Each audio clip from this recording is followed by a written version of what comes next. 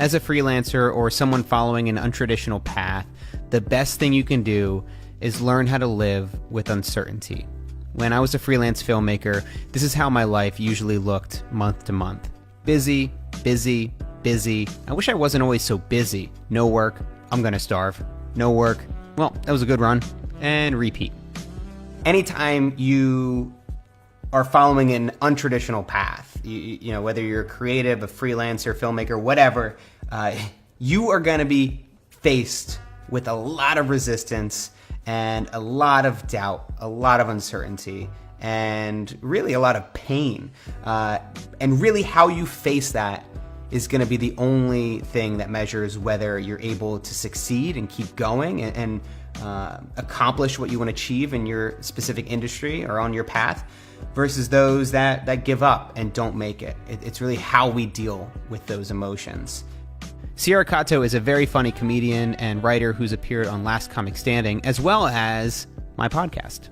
Thank you so much for coming on the podcast. Thanks for having me. Should we just hop right into it? And on the show, we talk about uncertainty. One day you have no prospects, and then the next day you're already working. Like, that does happen. But with this job too, it was sort of like, I got an email like at 10 p.m. one night, and they're like, can you come in tomorrow to like interview? And then it was like, okay, you're gonna start in 2 days. So, you know, I mean, obviously the Monday of that week I was like, oh, this is, I don't know, maybe I should leave this all together, you know, like you just kind of lose a lot of hope. And then I just have to remember by like the end of that week, I was already like, oh, I have my next thing. Weird. You never know when it's just gonna click and things are gonna start happening. Yeah, complete surprise.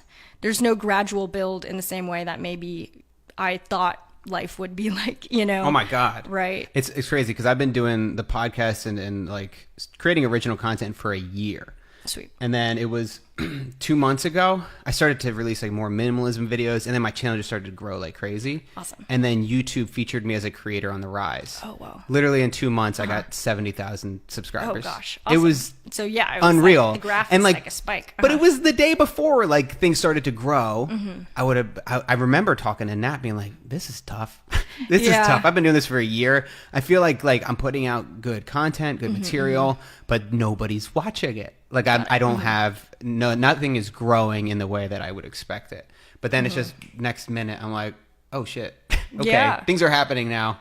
Totally. Now what do I do?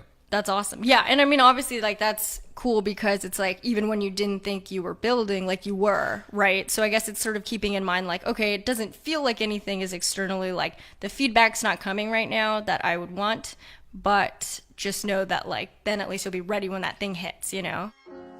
The reason we go down this path, the reason we pursue a career as a filmmaker, an artist, or an entrepreneur is not because it's guaranteed. It's not because it's certain. It's because we want to avoid looking back with regret, saying, I should have done that, or I should have worked harder. Facing uncertainty, that's the cost of avoiding a mediocre life.